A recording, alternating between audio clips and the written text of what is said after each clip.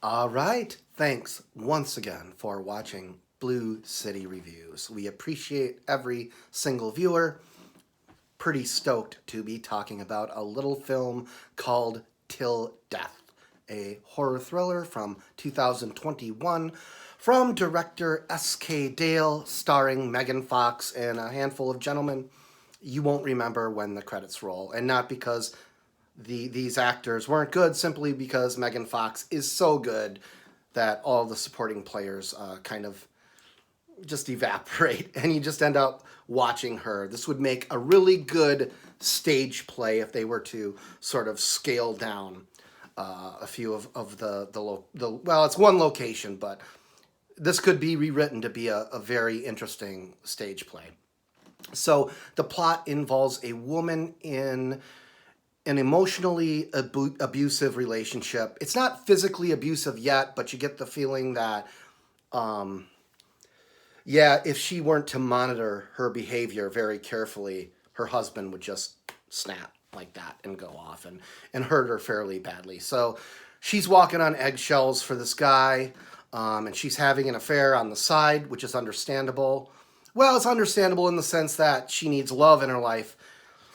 It's not understandable in the sense that she's got to know if this guy finds out, it's not going to be good. But regardless, on the day of their anniversary, she drives with her husband to a secluded cabin, at which point he blows his own head off after handcuffing himself to her.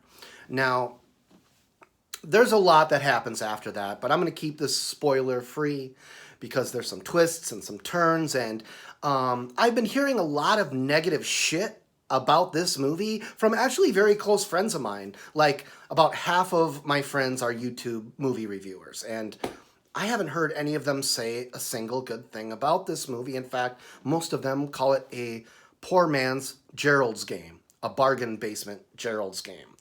The Stephen King novel and movie Gerald's Game, where a woman, while engaged in an unwanted sexual act with her husband, accidentally kills him in an act of self-defense, but ends up handcuffed to this bed for days while someone may or may not be watching her from the shadows. So that was a very good book and a decent film adaptation. If you have Netflix, it's available there. It's good stuff. This is not a carbon copy of that, and I'm actually baffled why so many people keep bringing up Gerald's Game. Now, there are some similarities, but I don't think it's a spoiler to say that Megan Fox spends about maybe a quarter of the movie handcuffed to this guy's body. Maybe. I mean, that's not the whole film.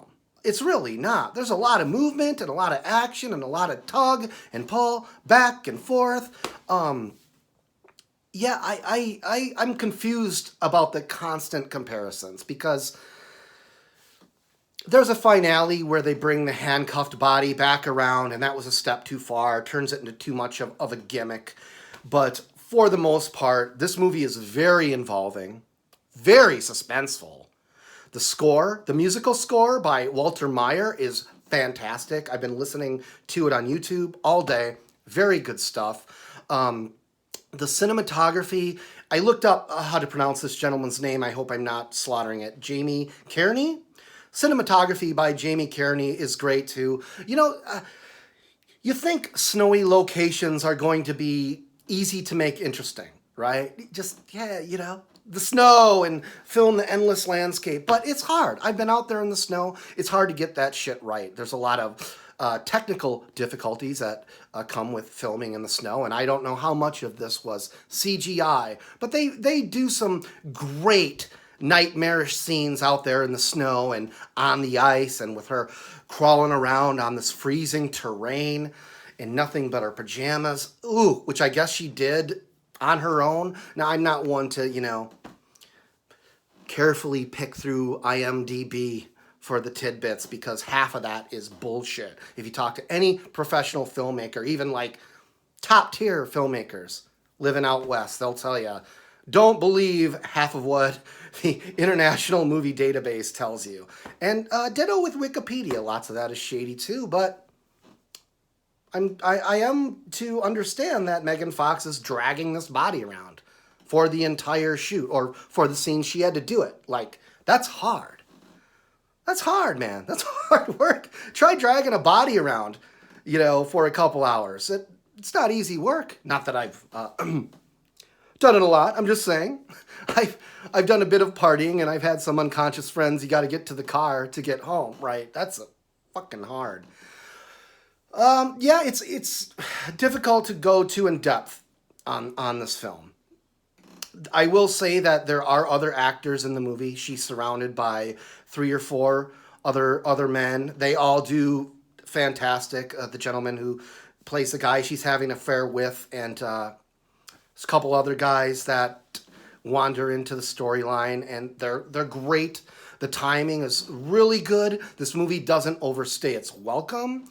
Yeah, this is just a really good thriller. Some people are calling it Hitchcockian. It has 91% on Rotten Tomatoes.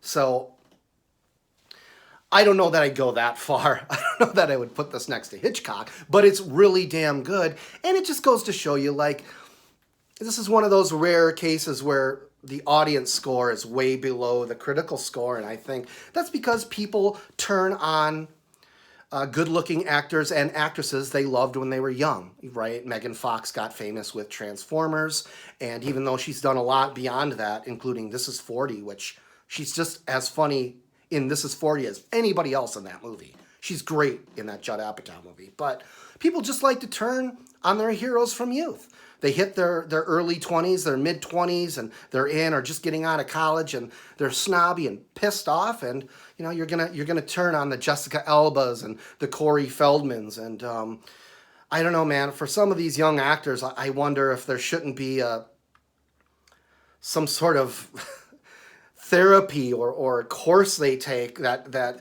trains you how to deal with your audience turning on you as you get older. Because a lot of these people like Jonathan Brandis and countless others have had a hard time. Now, Megan Fox seems to be dealing with it the Drew Barrymore way, which is like this, which is great. But this is a good movie. She deserves recognition for Till Death. I really enjoyed this. Again, it's not the type of thing that's going to change anybody's life. It's not Hitchcockian. I don't think we should go that far. But it's really damn slick and solid. And it kept my attention the whole way through, which surprises me. Because the majority of my friends are like, just watch Gerald's Game again instead. No, this is not that movie.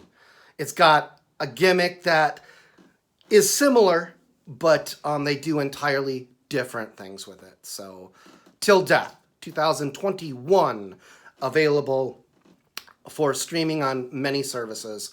I recommend it if you like these little condensed horror thrillers in one location with a handful of characters all wrapped up in their own garbage trying to work their way out. This is good. All right. Thanks once again for watching Blue City Reviews. Talk to you soon.